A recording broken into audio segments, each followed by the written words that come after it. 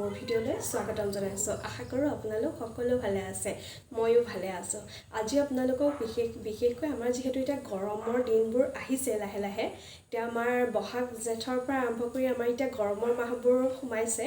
সেই গতিকে গৰমলৈ লক্ষ্য ৰাখি আমি এতিয়া কটনৰ তাঁতী চাদৰ লৈ আহিছোঁ আপোনালোকৰ ওচৰলৈ।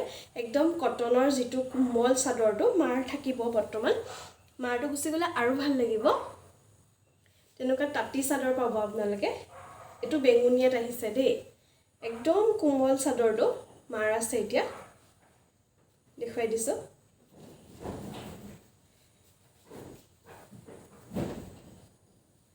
এইটো বেঙুনীয়াত আহিব, ইয়াৰ কালাৰ কেইবাটাও পাব। এইটো গুলপীয়াত আহিব, এইটো ৰেডত পাই যাব, এইটো অৰেঞ্জত পাব,